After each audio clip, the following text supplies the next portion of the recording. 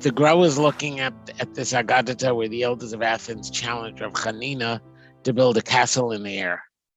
He started by putting together some little odds and end pieces, like the fact that there's another discussion of a castle in the air in bricks that happened in Shinar, which allows him to tie this story to the Tower of Bavel, which was built in Shinar until the event itself gave the area the name Bavel.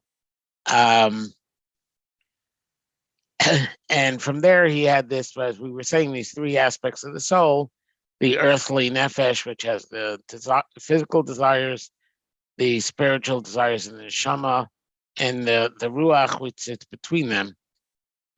He had tied them to the three sons of Adam.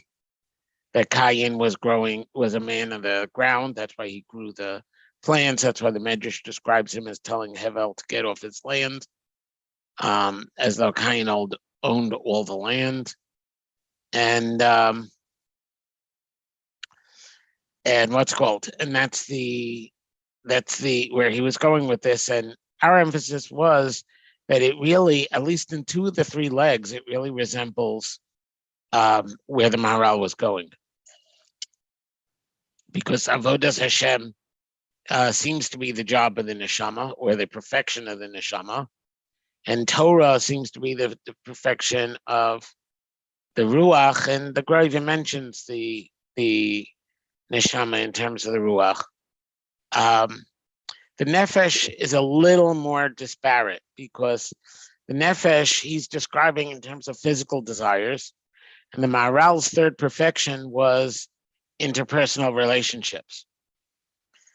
So they're not quite the same thing, and we have to figure out, why they would be, if there is a parallelism, why the two would parallel.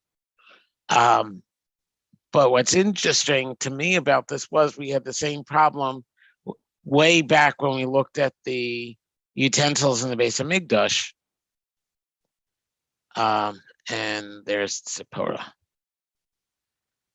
Hey, we had the same problem when we were looking at the utensils of the base of Migdash. The Mizbeach lined up with the Mizbeach as a tool of avoda.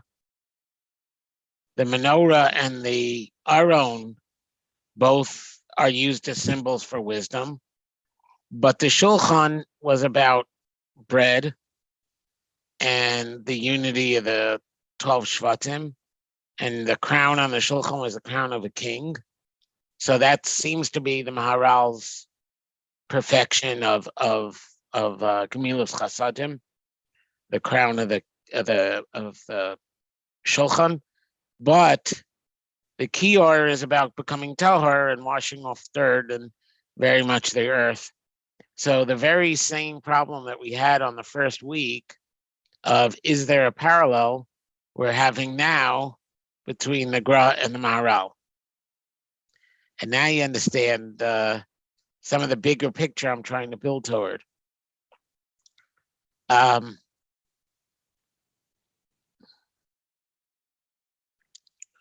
So far, we were talking, the last thing we spoke about in the Gra, before we get to new material, and also before we get to being pause and people speaking up. So there's the text over here where my mouse is. That was possible that if your physical desires were satisfied for the purpose of serving Hashem, like for example, here achilas hashabbasos v'tanugo, eating on Shabbos and oneg Shabbos. We had the case of Yitzchak asking Esav, "Bring me tzayid, bring me hunted meat, v'ochla, and I will eat it v'avarechecha lifnei Hashem." So the Gra just spoke about the ability to use the physical in service of the spiritual. That we shouldn't simply say that the nefesh is the Yetzer Hara, it's bad stuff. We shouldn't be focusing on it.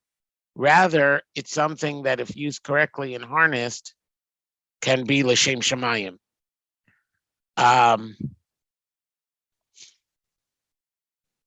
The neshama has to live in this world, and therefore it cannot exist independently of the ruach and the nefesh.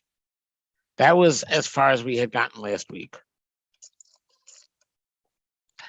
As I sip my tea, does anybody want to chime in?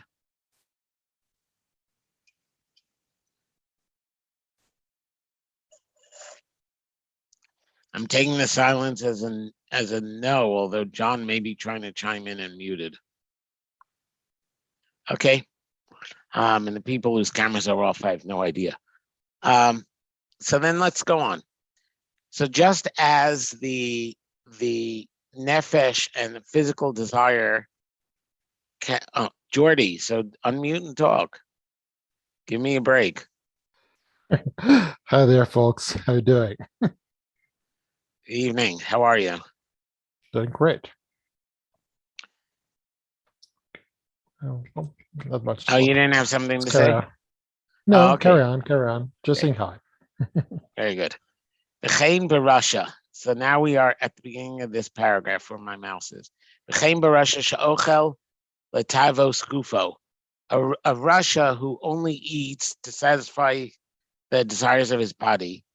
Zeh hamida miskayemes lo. This is the midah that is self-sustaining for him. Aval midas haruach, but the ruach and thought, ein lo kiyum, has no presence, has no sustaining, has no sustainingness. What's the English word? Ein lo kiyum does not persist. Ki ein lo yesod beguf b'achilu shtia. It has no foundation in the body with the eating or the drinking. Ki akol lemidas hanefesh, because all the eating and drinking is just done to satisfy the body. So whereas we didn't see, I mentioned last week, 2 weeks ago, that in Nefesh HaChaim, Chaim Volozhiner, who is the Gross student, and therefore may be on the same page as his Rebbe here, talked about how the soul is sustained by the spirituality inherent in the apple. So when you make a bracha on the apple, you bring out all of the metaphysics that caused that apple to exist, and now that's present in the world to sustain the world. Person who doesn't make a bracha deprives the world of that sustenance. And it's by bringing up the spirituality inherent in the apple that the apple can nourish the soul, not just the body. But here, the Gra is talking about the opposite phenomenon. If a person only eats in order to keep his body satisfied, then there's nothing keeping his soul in his body. There's nothing keeping the ruach in particular in the body.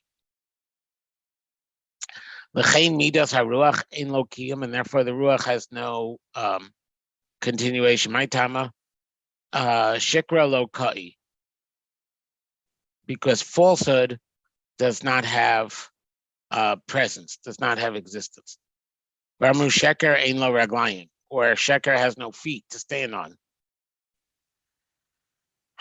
Kanal emes melaben livoneha. Truth whitens its bricks, bakes its bricks. Kamashakazav lakaman. And v'chein amru hayman diyahir afilu ha'inish beisei lo mekabel. V'chein kol achonev sof nofel biyado. Anybody who engages in chanifa and flattery ends up falling. Okay, we've already gone beyond eating. Okay. So let's just look at eating for a second. If a person eats only for the sake of the nefesh, then it has no existence. And then we said that falsehood has no feet. And this is where we were 2 weeks ago when we started to take the detour into what was it? Into Kuntras Habachina, into Rav Dessler's essay on free will. Rav Dessler talked about free will being where sheker and emes meet, right? That a person who has no conflict of desires, free will doesn't really come up, right? There's no free will. How did I put it? There's no free will to not steal an expensive watch when you're in the store, because it never would cross your mind. There's no conscious decision not to steal it. So here he talks about shikra lokai, when the sheker side, when the downside of the equation tries to exist on its own, it doesn't exist, and that's why sheker ein lo raglayim. Right? Where do we really get existence? We get existence where sheker and emes meet, which again we have refrained from actually defining what we mean here by sheker and emes. And that's where you get the ruach, where you get consciousness, where you get thought, where you get ego, where you get free will. Kanal emes malabein levoneha. That's a very interesting quote. Truth bakes its bricks, which is not only a term in terms of permanence or sustenance or existence, but we were talking about building bricks in the air. See, he's getting back to, he's implying something that he'll develop further. There's this idea that when we talk about emes malavein levoneha, because it's the ruach that deals in emes, in ascertaining truth, and therefore it's the one that bakes the bricks. V'chein amru, hai man diyahir afilu a inshe beise lo mekabel. Somebody who has yuhara, who has egotism, doesn't even welcome the people of his own house. V'chein kol hachonef sof nofel biyado. Similarly, somebody who tries to get along with other people by flattering them, in the end, falls by their hand. Right? Kol machlokas she'eino l'shem shmaim ein sof l'yiskayim. And if a person debates not for pursuit of truth, but in order to just get ahead, to be the winner, so it's a machlokas. It's not for the sake of heaven; it's for the sake of being the winner of the debate. Ein sof l'yiskayim. V'chein hachonef nikar b'masa nasa nikar masav farsamin es hachanofim. A chonef, through his actions, comes to be known, and everybody publicizes the flatterers. Now, the shallow people who are just talking other people up in order to get something out of them. All of this also has no sustenance. So the person who eats just for the sake of eating has no sustenance. The person who uses falsehood and flattery has no sustenance.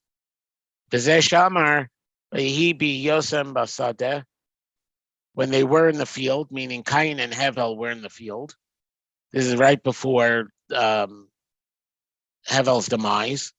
Osek binyane gufo, he was busy in the field, which is the matters of the body. Ish sadeh, like we said about both Cain and Esav, that they were men of the field. Vayikam Cain el Hevel chive yargeu, and Cain comes upon Hevel, his brother, and kills him. Shaz ein lo shlita Hevel, because then Hevel has no authority, no rule. L'chein v'yargehu. When you're dealing just on the plane, on the physical plane, Hevel has no place, and therefore Cain can simply kill him. She'ein lo kiyum. Ki atzadik kovesh yitzro shel taiva. A tzaddik is somebody who masters his yetzer for taiva, which we saw in the previous column does not mean he's an ascetic. It means he's using it for the sake of something higher. V'lechol b'shvil liyos lo koach lemidosav shel HaKadosh Baruch Hu, so that he should have the energy to imitate the midos of Hashem. Aval harasha she'ino oseh l'shem shamayim, but a rasha who doesn't act for the sake of heaven, efshar lichvos as a hataiva, can never conquer his desire. Kimi yochal mi yochlosh chutz mimeni, for who will eat and who will feel except for me, which I'm surprised does not have a quote. This was what we saw in Zechariah of the two women who came out that had brought us to Shinar. Why is it two women? One's Kayin, one's Hevel. Va'amru elu hachanifa v'gasas ruach. Oh, sorry, they're not. They're both Hevel. One is Chanifa and one is Gasas Ruach. One is flattery and one is egotism. Sheyardu leBavel. They all came down to Bavel. Shahin midas haruach, because those are the negative midos of the ruach of the middle layer. That was a lot, and it was also a lot of references to things we learned already. So again, I'm going to pause because people aren't just conversing. It's much easier when Moshe Yehuda repeatedly breaks the ice and interrupts. Without him here, I kind of have to like fish for what needs more explanation. But what's he developing here? He's developing here that the purpose of the nefesh and the desire for food is to serve the ruach, and the purpose of the ruach and the ego is to serve something higher, and not just to flatter and get what you want out of other people, or to be an egotist. And if you do that, then you have conquered your yetzer, in the sense that, a rider doesn't let the horse go where the horse wants to go, right? A rider has a harness and blinders, and hopefully doesn't need the stirrups and reins. And therefore the rider gets the horse to go to where the rider wants to go faster, right? In that sense, to kovesh the yetzer is not to say, the horse is evil and I don't want any of it. It's not to say that eating is evil or sex is evil or wanting a nice, comfortable chair is evil.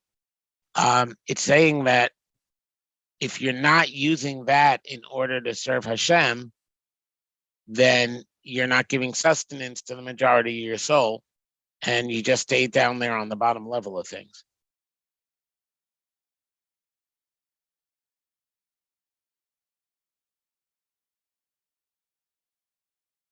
Okay, I'll go on.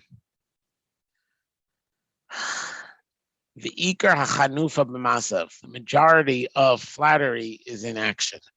Kiyadua, like known. Bezesha Amar. Actually, I would have said all. I mean, the ikar, the essence of Hanifa is in action. Because what is flattery? Flattery is not an intent, right? If you actually believe the person was greater, that wouldn't be Hanifa. Hanifa is you go through all the motions to get them on your side, and there's a falseness to what you're doing. So the ikar Hanifa b'masav kiyadua. V'zeh Amar and Zechariah al hanohar. Ruach kanfeihem. V'amar ulihine kanfayim kekanfei hachasida. That the woman had wings like the wings of the stork. Shemareu ba'atzman kachasida. That they shemaras atzman kachasida. That they make themselves look like the stork. Bedima osa benashim. Osan binashim. Kamasha kasav zos harisha. Remushihia yitzahara. He gufas titufenu shifte zara. Isha zona, she's zona. All these negative zona terms that he's applying to these particular women who he is saying represent Hanifa, represent empty flattery. Ki yadua shenukva mafteach la'adam, shenukva mifate la'adam, because we know that women seduce men. Kamashakaza bezohar. Now, when the Zohar talks about women and men, it's talking very esoterically, because the entire process of creation in the Zohar has to do with male-female unions. So I would not touch a reference to the Zohar referring to females seducing males as saying much about actual human beings. It's probably the Shechina and Zeranpin, or Ima and Abba, or some other Zohar thing that or Ari thing that I know very little about. But what he's doing here, he noticed he pulled heavily from where we were, what we learned in Zechariah, which was up here. V'omar mahi Zechariah hey, v'yomer zos ha'efa yotzes. V'omar zos eina mechola aretz. V'ine kikar oferes diseis. Remember, this was the zos isha achas yosheves b'socha efa. There was some kind of large vessel, and there was a woman in the vessel. Remember, zos harisha. This was the evil.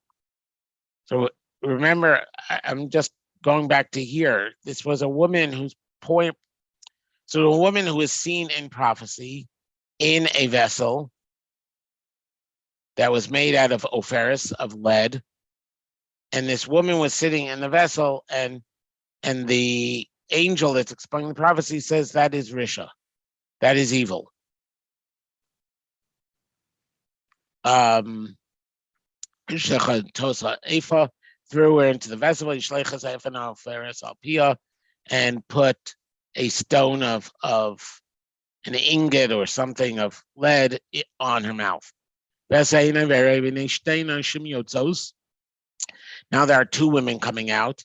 There's wind to the wings. What, John? On her mouth or on the mouth of the vessel? Well, we had discussed that, right? That it could very well be the mouth of the vessel, and this is the source for the Aggadah in the Gemara about sealing up the what's it called, the Yetzer Hara, the Yetzer Hara for Avodah Zarah. But Avodah Zarah is not necessarily related to the nefesh, and here the Gra is saying that this first woman is the woman in the nefesh. The second two women, who are Bein Haaretz uvein Hashamayim, are middle creatures, and they are Hanifa and Gaiva, right? They are so I don't really know. But yes, it could very well be the vessel. I think that's how we learned it the first time, now that you say something. And I said to the Malach who's explaining everything to me, where are they taking the vessel? And that's where we got that this whole thing is happening in Shinar, and that's the land of the Tower of Babel. So with that review, the two women who come out and carry away the vessel, those are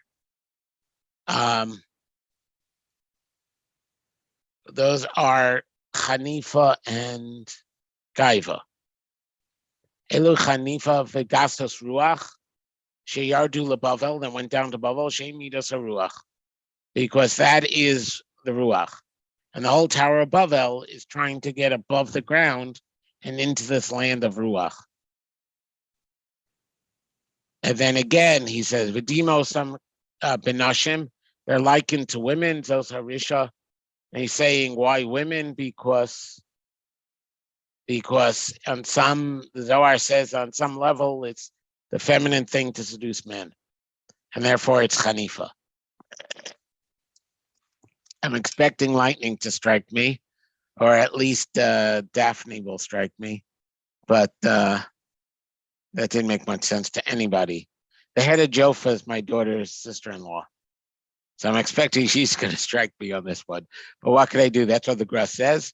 And again, I think that this has more to do with the Zohar symbolism on femininity, and we shouldn't really, the feminine versus the masculine, and not really get into whether or not he's talking about people. They carried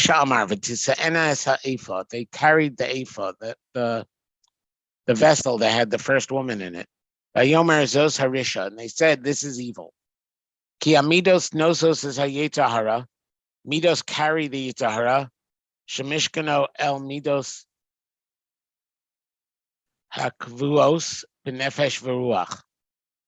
The yetahara hangs out with the midos that are permanently within the nefesh and the ruach. V'leiv ksil l'smol. This is what it says in Koheles, when it talks about the heart of a fool is to the left. Bein haaretz uvein hashamayim, between heaven and earth. Canal, like we saw in Zechariah, Sham midos elu hein bein hashamayim va'aretz b'leiv va'avir. The midos are between heaven and earth, in the heart and in the air. Livnos labayis beretz shinar, to build her a home in the land of Shinar. V'hu inyan binyan migdal shel dar haflaga. This is what the point of the Tower of Bavel was about, the generation of the scattering. They found a valley in the land of Shinar. So far, this is probably, I can't believe there aren't questions, because this is confusing stuff. What he's saying here is that the mind is taking the two women who are the negative midos of the mind, are taking the negative midah of the body, which is taiva, and this is where the Yetzer Hara hangs out, and it's trying to bring it up into their level, the level of thought. And that is where the Yetzer Hara hangs out, taking these three negative midos and trying to give them life and make them the point of your existence. As opposed to the Yetzer Tov, which is trying to get them to serve a higher calling.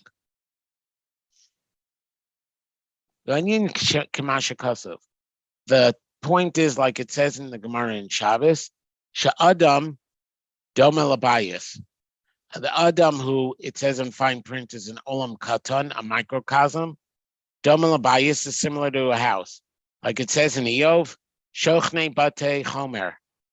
Those who live in houses of chomer, which could be earthenware, but it will also be of substance. Chomer as in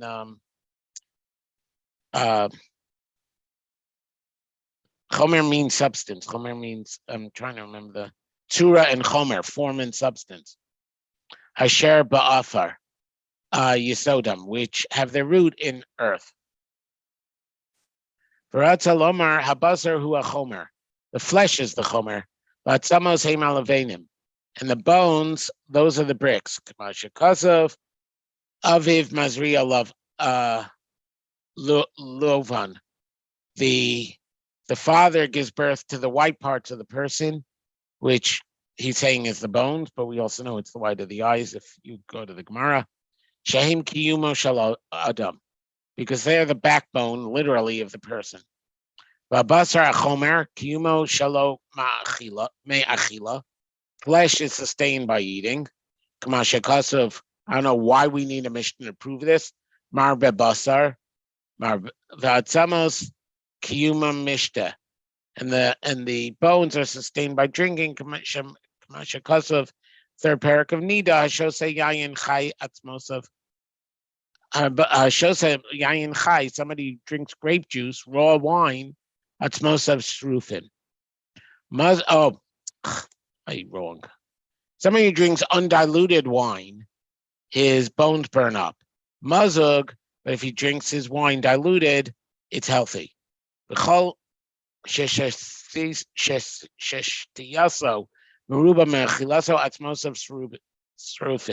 Anyone who drinks more than he eats, his bones are burnt up. Vizehu, Vayimoru es chayim b'chomer ulevenim.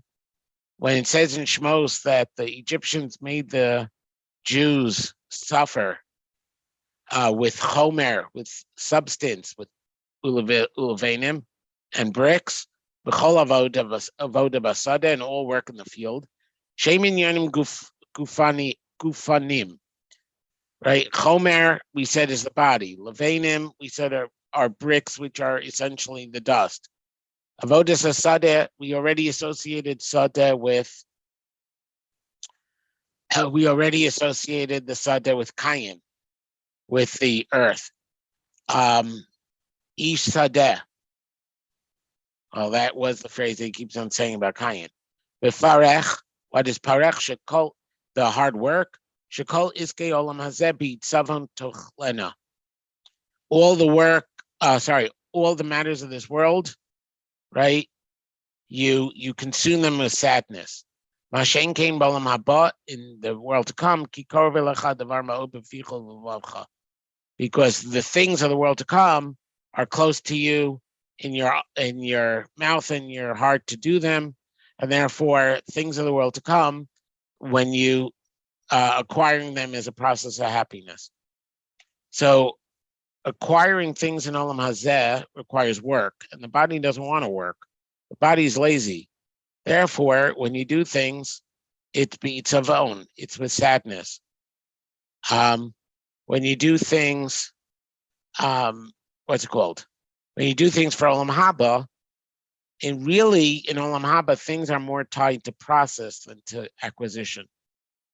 Things of the world to come have more to do with how you get them than getting them. A famous line among people who pursue spirituality is that they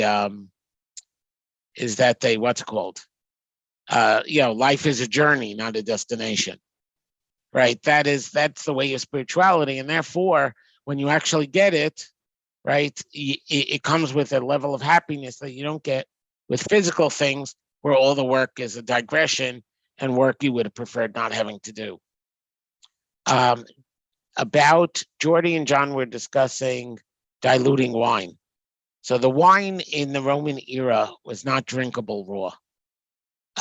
Probably they had wine barrels that leaked, that allowed evaporation through, and it got thick and syrupy.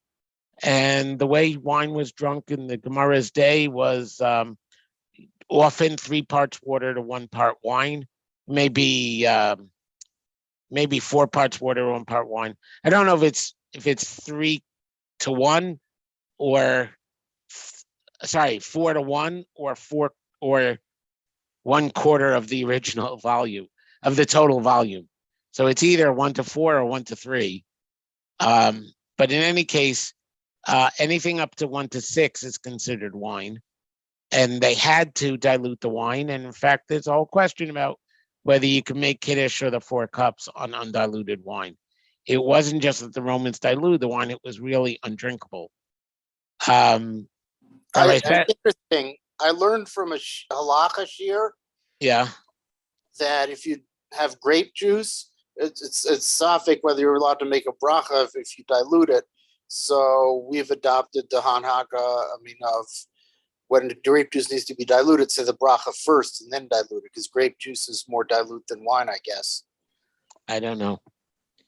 But our wine doesn't become a syrup, so we don't really. No. They also would have to spice the wine in order to make it palatable, because the French didn't come out with Chardonnays yet. So their wine was just an unpleasant experience compared to what we had. They drank a diluted spiced syrup. That was wine. And I was going to say Rabbi Seth Mandel on Avoda was once discussing exactly how alcoholic was their wine, because yeast dies at 12% alcohol, right? Liquid evaporated out because it got thick, which meant that alcohol must have evaporated out, and then they dilute it. So exactly, how inebriated could you get on wine was something he had speculated about. But all this aside, his point was just to point out that the state of the wine is described as affecting the state of the bones. Well, and yet Chazal described yain as a essential component of simcha, so it must have been something not unpleasant. I mean, well, it still had alcohol. Yeah, no, it wasn't unpleasant because they added honey and spices and water. But what they actually got out of the grape wasn't something you wanted to have undoctored. And that's why there's much discussion in the Gemara about how to properly doctor it and whether or not you could have raw wine. Right, raw wine was not only unhealthy. I don't remember the Gemara's conclusion, but there's a whole discussion whether it's appropriate guffin. So that's why the Romans diluted their wine. I mean, just to get back to George's original comment, the wine was not pleasant otherwise.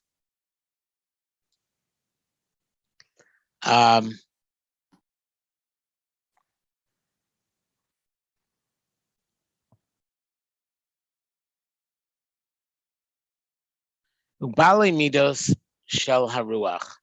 So now we discussed the people who eat just to eat and drink just to drink, and therefore they're not sustaining the ruach. Now we talk about the people who, then the ruach gets subterfuged, right? And it's busy trying to find a home for, instead of it sustaining the ruach is busy sustaining the nefesh. So the two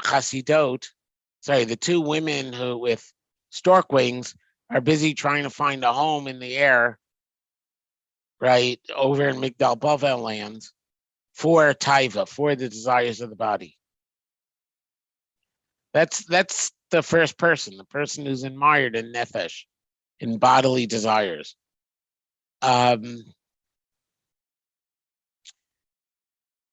Now he's going to move on to Bale Midos Shel Haruach, right? Ro'u, this is the egotist and the flatterer. She'ein kiyumam ella she yachrichu me'achilasam ve'shtiyasam lemida hazos v'ratzu livnos bayisla. They realize that they can't eat and drink egotism. They have to eat and drink for the sake of their ego, and therefore they want to build a home for it. Shamar nilvana levanim, v'nisrafal isreifa. We're going to make bricks. We're going to put them in a kiln. V'tihi lahem hachomer lechomer v'lavana. And they're taking the mud and they're making it into bricks and substance. Why do they say they're going to put it in a kiln and bake it? Because the levena, the brick, which he said was the bones, exists through drinking. And anyone who drinks more than they eat, Atzmosav Shem Levanim, Serufim, his bones, which are white, are burnt, which is the Gemara we saw up here. V'nivna lanu ir, they will build for us a city. Shehu ha'olam hazeh haguf, and we'll build a city. What kind of city did the people of Shinar, of Migdal Bavel, want to build? They wanted to build an edifice to their bodies. Kamashakaz of Ir Katana. Koheles calls it a small city. Verosham Bashamayim, what's the head of the body in Shemayim? Kamashakaz of Imyala L'Shamayim,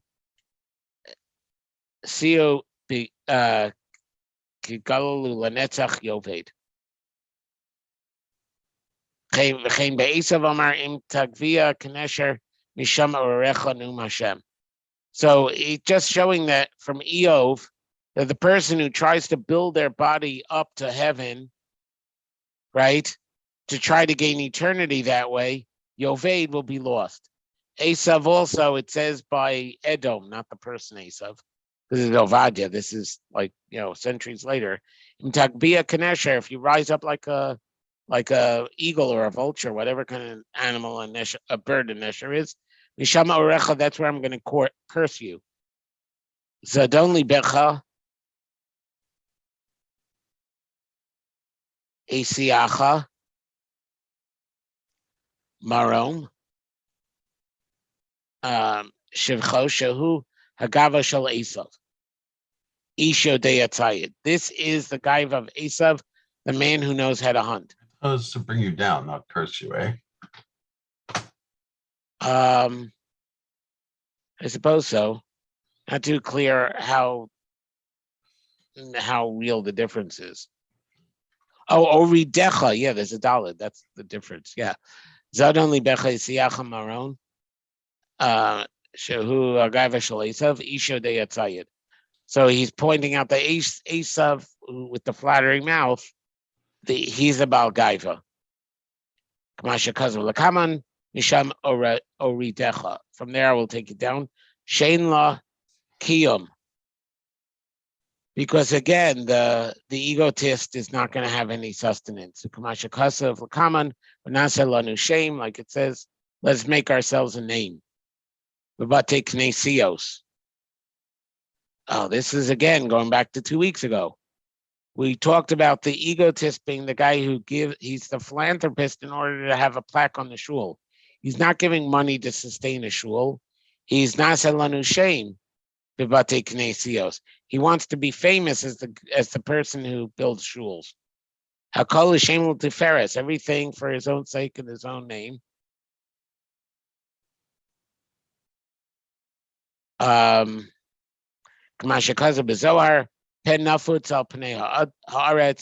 Maybe when the people of the generation of the tower say, maybe we'll be scattered all over the earth,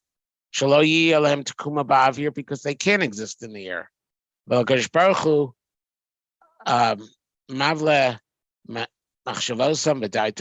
Hashem mixes up their thoughts and their knowledge. They can't do it. Nisparse mapalasam, and their downfall is famous. But yifetzosam shechazru lemidos shel haaretz, and they fell down from the tower and they're back living on the land. So the person who eats just to eat doesn't sustain his ruach, has no kiyum, because sheker ain't lo reglayim. The person who eats just to be an egotist and build up his ego and will win the argument is the guy who builds the tower of Bavel. He too gets no extended sustenance, right? The downfall is the downfall again of the people of the Tower of Bavel, and now they're back living on the ground. B'zeh Amar, this is what it says in Sanhedrin. Daika nami dechsiv la shalonis kayim binyan zeh shel habayis ba'avir bein shamayim la'aretz. And this is what it means, that there is no way to build a house in the air between the heaven and the earth.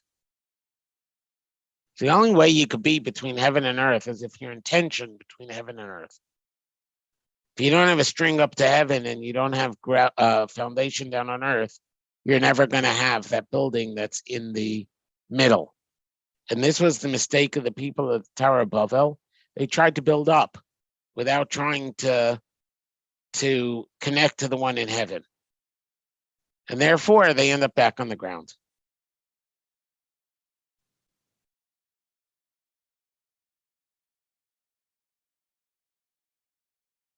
We okay?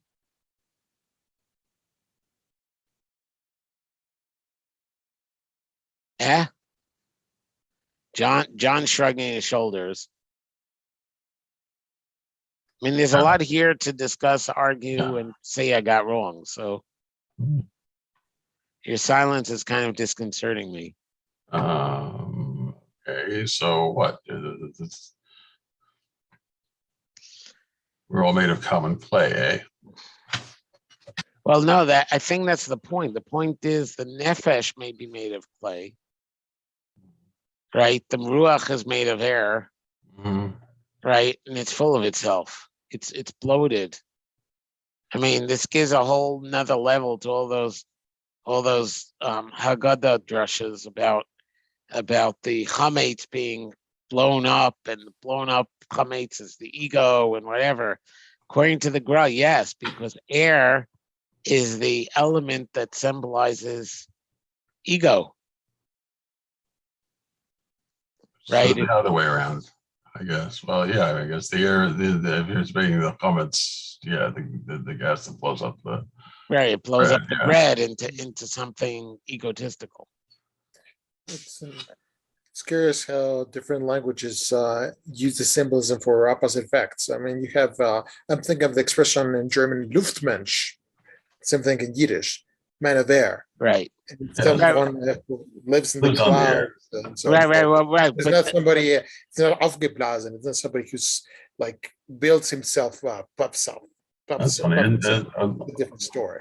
the Luftmensch in Yiddish, I thought was somebody who lives on the air. He has no visible means of support. I thought, right, no, I thought that Luftmensch is a My wife's great starry-eyed idealist who doesn't bother. Yes, that's my thought. Yeah, he has no visible means of support because he's busy trying to be, he's so busy dealing with ultimate matters that he doesn't bother getting a job.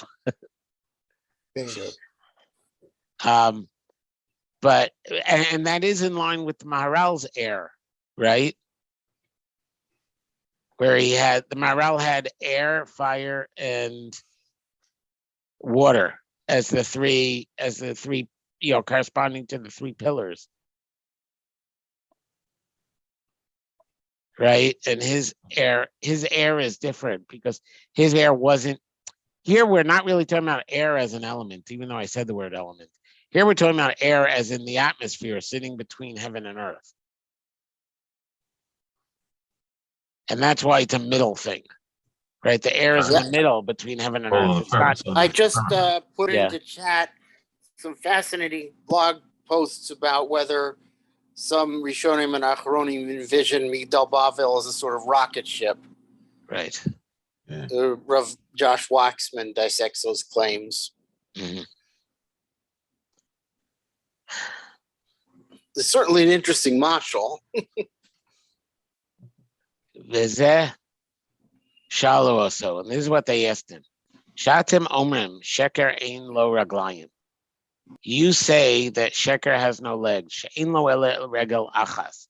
It only has one leg. Ein lo raglayim. It doesn't have legs, a pair of legs. She'ein lo ele regel achas only has one leg of the body.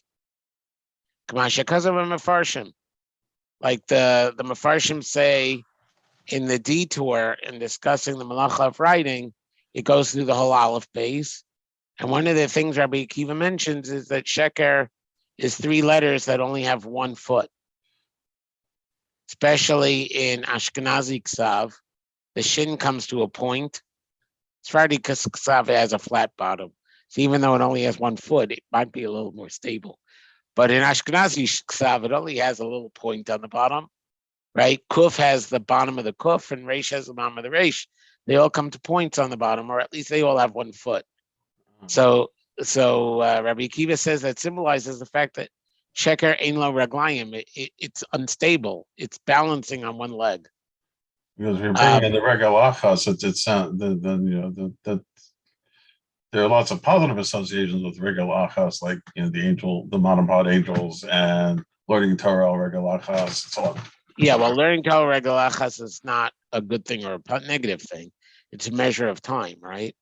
Yeah. Or the fact that you can get the essence in a moment. Yeah. Yeah, I mean, this all seems no. But my point was that body versus spirit thing seems to be kind of reversed here from the way one usually thinks of it. If ruach is the airy lie or something. No, he's saying that the nefesh is the source of lies. Okay. Because the nefesh, the lie only has 1 leg, which is the leg of the body, and the nefesh is the one that's tending to the body. Mm-hmm. Nefesh is what happens to a soul when it lives in a brain, right? It gets battered by hormones. It's busy thinking about how to stay alive, right? And that's its obsession. It's how to stay alive and comfortable and keep the body going, which is very important because if you're not alive, you can't do the other things. That's what the Gra was getting at when he was talking about Shabbos and he was talking about Yom Tov. He was talking about Shabbos and he was talking about Yitzchak giving the bracha when he was happy from food. Right? It's very important to stay alive, but you need to stay alive for a purpose and not stay alive as an end in itself. Shein lahem yisod al lamod inyanei haguf shu haregel hasheni. It does not have. I may have read this wrong. Yisod al ma lamod doesn't have a foundation to stand on. Inyanei haguf shu haregel hasheni. I thought we were saying inyanei haguf was the first regel. Masha'in kain emes malavein levonah. Truth of the ruach whitens its bricks. Sheyesh lo kiyum halavenim. It does have existence because of the bricks. L'chein v'atzmosecha yachlitz kagan rava. Therefore, the bones, which are white, which are of the ruach, is kerash avonosav chakukim lo al atzmosav. Like a rasha, his sins are engraved into his bones. So we see that bones have a kind of permanence that lies don't. I think when he talks about bones, he's focusing on bones because, no, it's not it. Never mind. It's interesting because he talks about bones and the neshama is what lives in the head, and the head's the thing that's surrounded by bones more than the heart or the liver. So, I don't know. Al hamidos lenashim. Right? The Yetzahara is ruling on the midos of these women. I'm taking it to mean the ones in Zechariah. Yodea shikaran al kol midos hein akina v'atayva v'akavod shemotzian v'chulu, and that knows that the source of all the negative midos are kina, taiva, and kavod. Jealousy, desire, and honor. Shemotzian. Akina v'akavod hein b'midos haruach. Yes, but guess what, guys? That's the it's the next text. So I was kind of glossing over this particular piece. Okay. I appended it to this text because he quotes it, and it's another 3 in Avos, and we're going back to the Maral for it.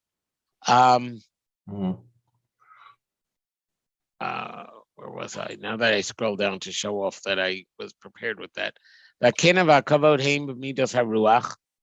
Right, 2 of the negative midos are of the ruach. Kayin ein lo ela tu ma'achas hataiva. Kayin only has one downfall, desire. Mashen came behevel yesh lo tu uma yisera. Sorry, Kayin only has one twin. Hevel has 2 twins. V'zeh shamar b'ni lan. Okay, so let's just stop there before I get to the V'zeh shamar. The first woman, the one who ends up in the lead vessel, that's Kayin's twin, right? Hevel has 2 twins. They're busy carrying away Kayin's twin, right? Why does Hevel have 2 twins? Because Kina and Kavod, Kina being the stand-in for the what was he calling it before? He had kavod and flattery. What was the word for chanifa?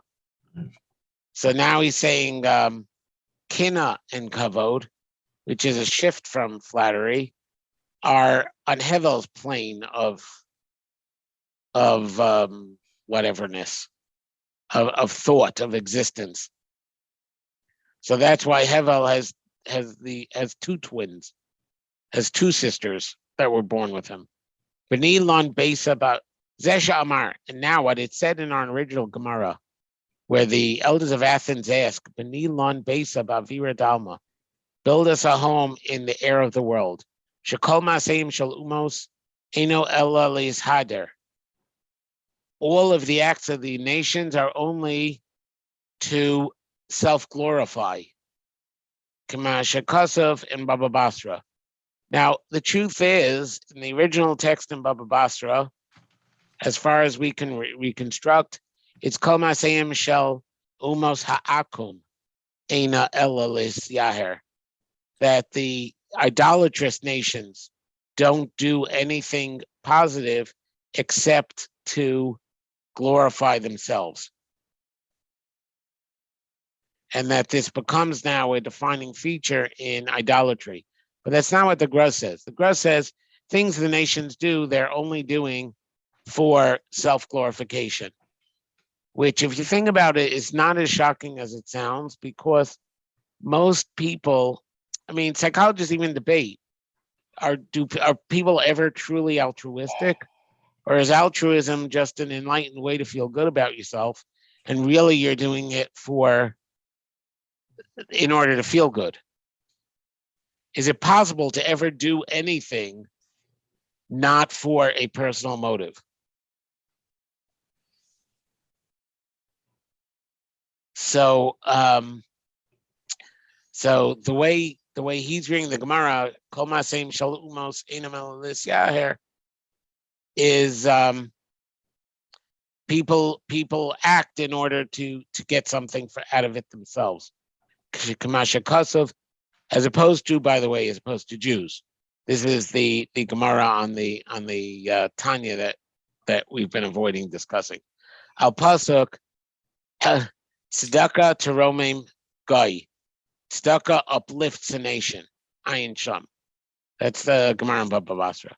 V'amar b'ni lon beisa v'nitzachon shelahem haya sha'anu omrim, their nitzachon, their success, their permanence is that which we say safas emes tachon la'ad. And now you know why the certain Hasidic Rebbe called his book Sfas Emes. But Sfas Emes Tikon La'ad, as a mouth of truth, lips of truth, right, are permanently fixed.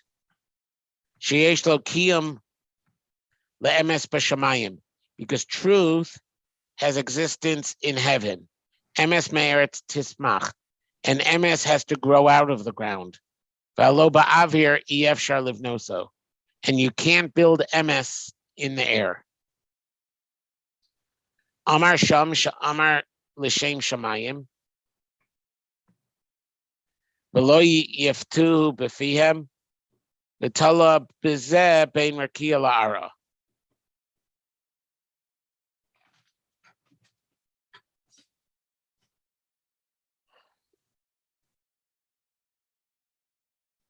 Sorry, going back to the original Gemara. Nope, the original Gemara does not actually say this, so I'm mistaken as to where it's Valmar Sham.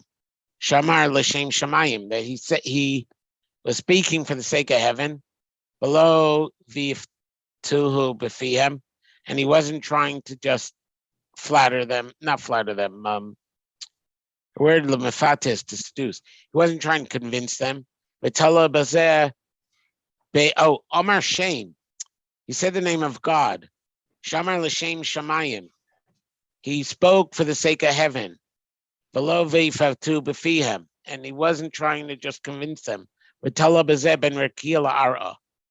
not being engaged in flattery, he reached that level of mastering the avir and hanging between heaven and earth. Vamar asiku livni betina misham. Pass me the bricks and mortar from down on earth. Shetalu midos hanefesh. You of Athens, the masters of sound mind and sound body, you pass me up the bricks and the mortar. Chomer levenim misham min haaretz, from the earth. Az evna lechem bayisham. Now, then I could build you a house up in the air, in the middle. And if you can't do this, I can't build you your house. Umi ika the matzila suke, and in some versions it has this. We discussed the that it's not in our edition of the Gemara. Umi ika the matzila suke hasam, and who could ever bring it up there? Bring these things up to you? Amar, and he responded, "Me ika the matzila base of Shemayim Lara. Who could build a house hanging there between heaven and earth? Masha'en Cain. I can't read this word. Banu? Yeah, I couldn't. I was checking there. What's not banu and not bego. Emes me'eret tasmiach v'tzedek mishamayim nishkaf. Emes grows out of the ground, and tzedek pours out of heaven. L'chein safa emes tikun la'ad. And therefore, sifas emes, lips of truth, are permanently established. So where does permanent establishment come from? What is the Gross saying in all this? He's saying that sheker has no feet. Sheker is not self-sustaining. Person who eats just to eat is living in a land of falsehood, and he's going to fall back to the ground no matter how hard he tries to build himself. So his ruach, his ego, ends up just falling into egotism, right? And there you have the taiva leading to kina and pursuing kavod, right? Jealousy and chasing honor. In order to build in heaven, you have to say the shame. You have to act l'shem shemayim. The only way that there's that there's a healthy mind that can deal with truth is if you're in tension between heaven and earth. And that's why I thought that we should really bring in Rav Dessler before we finish this quote, because Rav Dessler is saying that self-awareness and free will only exist in tension between truth and falsehood, between heaven and earth. So he has these three worlds, which have three desires, one of which is the desire for heavenly, the other is desire for one's own will, to get your own will done, right? Desire for power, right? That's where you get into Hanifa, into flattering others. Desire for egotism, that I am great. And then you have the desire, physical desire, but you have to build up from the physical desire, not just to heaven, but actually for heaven. And that was where he's going with this. What's interesting to me, if we scroll down to my little cheat sheet, right? The Maharal had three pillars, right? He had the relationship to oneself, relationship to Hashem, and the relationship to others. And the Gra is saying there's three aspects of the soul. One puts you in this world, which we still are working on how that means relating to others. One relates to heaven, and the other one is the world in your own mind, right? The world of free will, the world of ego, and that is perfected through Torah, according to the Maharal. Right? So I find that the 6 utensils that we open with actually are all in this Maharal in the Gra, right? We have the 3 perfections in the crowned utensils, right? The Aron being the perfection of wisdom, of self, where you have the Keruvim on top, representing, some kind of love, either brotherly or erotic, depending upon which Gemara you want to quote. You have the pillar of smoke speaking up to heaven. It is the inherent perfection of Torah that the Maharal said you need in order to reach the other perfections, right? And then we have the Menorah, which is the realm of wisdom, and the 7 wisdoms, or whatever it is the Menorah represents for you, right? The Menorah, it gives you the place, and the Aron describes the perfection. The same thing with the Mizbeach, right? You have two Mizbeachs. One is entirely ephemeral. On the golden Mizbeach, you burn odors, right? The other is very physical, right? You burn animals, carcasses, right? One defines the need to take the food and lift it up to heavenly ends, and the other one is just the idealization of just the heavenly ends. And then we have the last two, right? One is the space, right? The proper relationship to Tuma, to the earth and everything that we encountered outside the base of Mikdash. And the other one is the people that we encounter in this world and how we relate to them. I think fundamental to closing that gap, although I don't really have a good argument for it, I think fundamental for closing that gap is a saying that the Mercer said, that my spirituality includes my soul and your stomach. Because I encounter my soul internal to me, but the only place that I encounter you is on the physical plane. Meetings of the mind require words, or require vision, or require some kind of contact in this physical world. If you only live between your ears, and you only work for heaven and God, you never encounter other people. So I think that is where the Bilvavi Mishkan Evna that we started with, the Mishkan as a microcosm, the human as a microcosm, how do the two line up? That's how I see how the two line up. What I see in this is, so the way I did in the cheat sheet, the Mikdash is speculative. By the way, on the web page, this is going to be better laid out. I can't get centering to work in whatever. There are limitations to my knowledge of Sefaria, so I didn't get the formatting right. But there are three crowns: Torah, Kuna, and kingship. That we actually saw in the Gemara.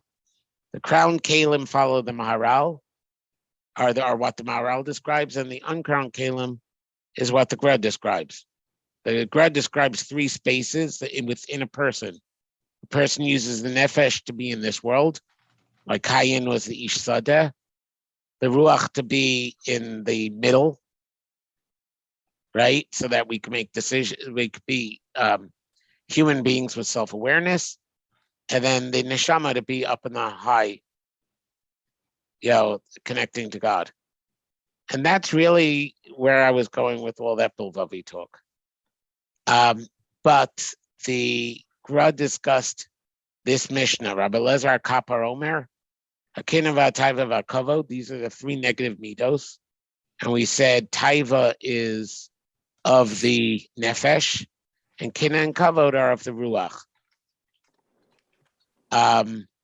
So these three negative midos, Mutziyin Asa'odam Min Ha'olam, take a person out of the world.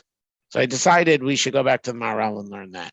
But before we do that, I have to pause, and for that matter, I should probably stop, because there's no way we're going to get through it in 15 minutes. Micha? Yeah. It's Jim. I could see that. I see your mouth moving. I mean, Okay. aside from recognizing your voice. Okay.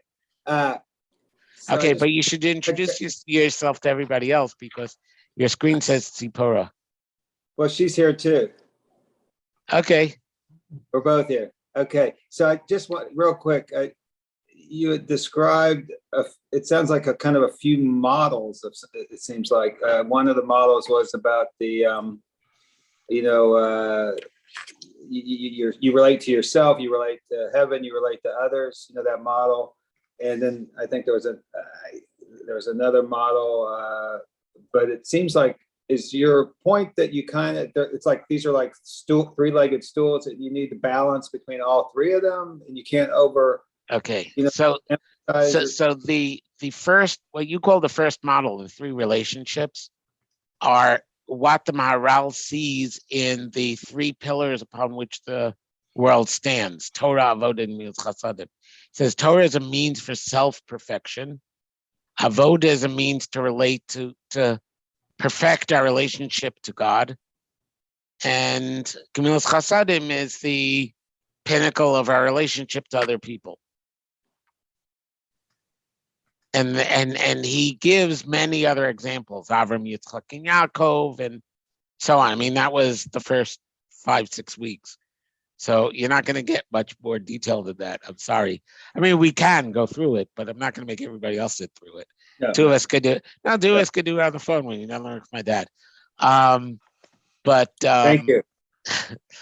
But that's one model. The second model came from the second text, and I'm saying that the two are consistent. They're not the same model, but they're consistent in terms of building my own model. You know, like how I'm thinking about my own thinking. And in the second model, we talk about 3 spaces. So the soul has 3 aspects: nefesh, ruach, and neshama. This is mentioned in Sefer Yetzirah, the book of creation, which is attributed to many people, starting with Avraham. But in any case, as 3 aspects of the soul. Rationalists discuss it too. Rav Saadia discusses it.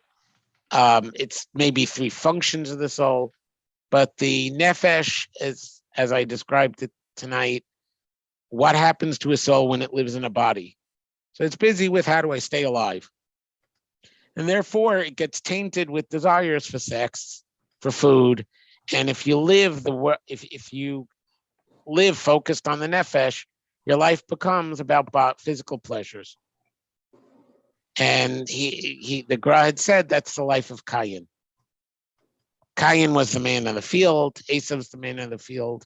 The man of the field, grows his only shares with God his flax. He doesn't share with God anything he could actually eat. He's kind of, just trying to make sure he has his food. And, that's a very ground level existence. There's even a medrash in which Cain and Hevel were fighting because Cain said, the land is mine, what are you doing on it? And wanted Hevel to walk around in the air because I own the land. Hevel, his very name means breath, but breath with a connotation of vanity. Like, it's just a breath, not a breath. You know what I mean? So the air concept or whatever. Yeah, but he's not using, like the Maharal spoke about 3 elements and got very Aristotelian about the 3 elements other than earth. And each of these 3 perfections corresponded to that element. But he's using air very simply as the atmosphere. It's in the middle between heaven and earth. Right? It's not unreachable like heaven is, but you can't stand on it. And his model is, therefore, the air is the ego, which exists in tension between heaven and earth.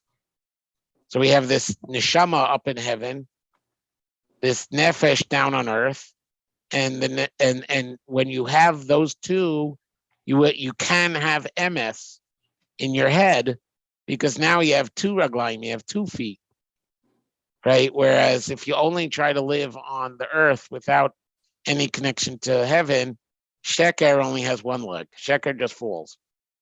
And this he's also saying along the way is the story of the Tower of Babel, where they try to build up from the ground to challenge heaven, not to connect to heaven. And therefore, their downfall is inevitable. That's and along the way, he talks about the bricks and how you have to bake the bricks in order to build upward. The big bricks, baking the bricks is taking substance and giving them meaning and purpose.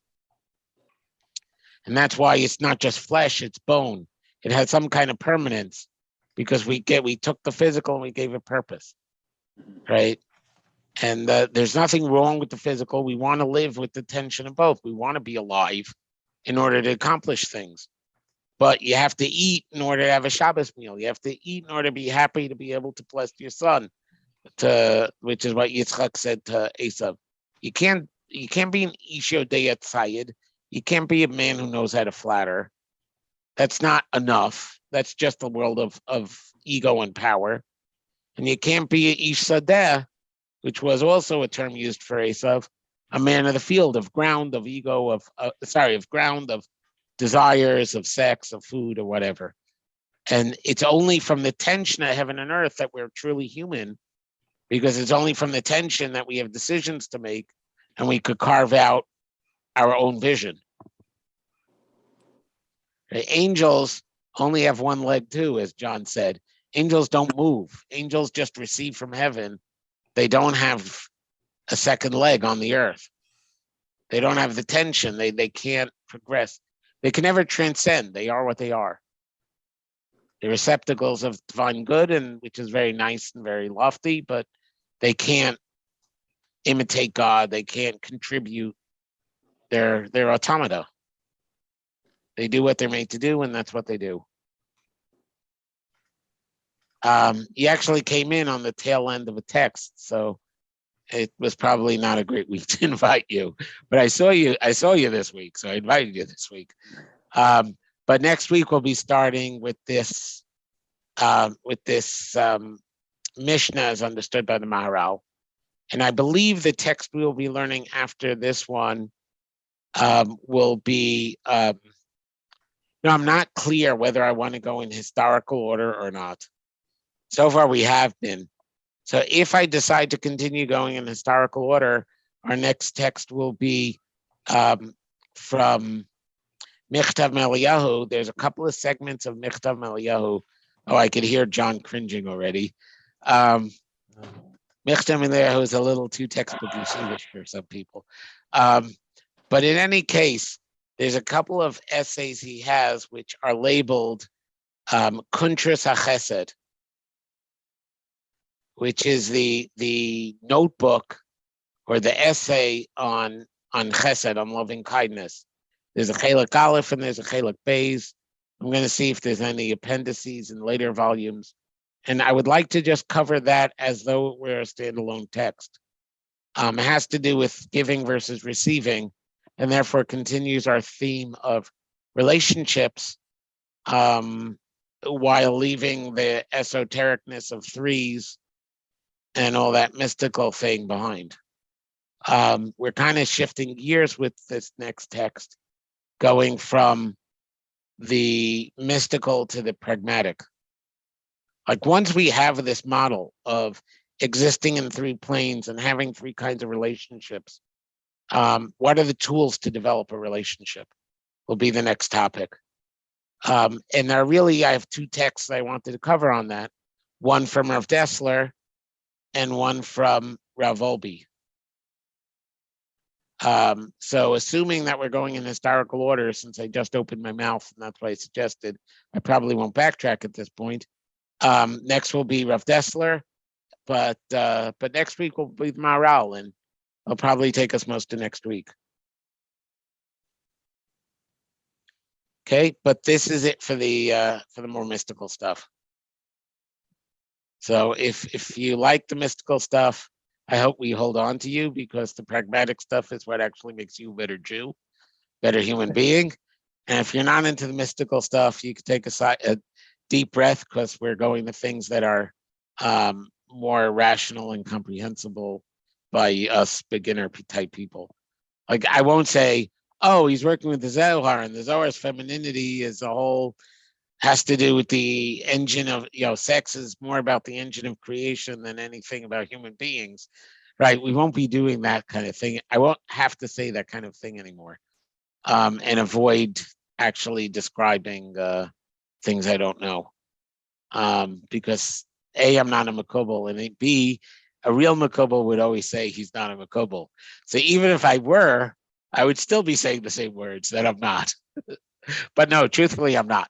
I've only learned 4.5 pages of the Zohar so far, which is not enough to qualify as a Kabbalist. And frankly, all I've really learned from the Zohar is it depends which commentary you use, because more inheres in the commentary than in the text of the book. Like it's you're reading metaphors and how you unpack the metaphor. You could go to a Hasidic commentary, you could go to the Gra, you could go before the Ari, you could go somebody based on the Ari, And somehow or another, the very same paragraph says 8 different things. That's all I figured out about Kabbalah so far. I'm not ready to teach it. Yeah, it's like you have to. There's a lot of it seems to be you pick up the basics of the system from somebody who pre-digests it, and then try to hang on to it, and then wind up interpreting what you're reading according to that. Okay, 1 second because we're off topic. I'm going to stop recording. Yeah.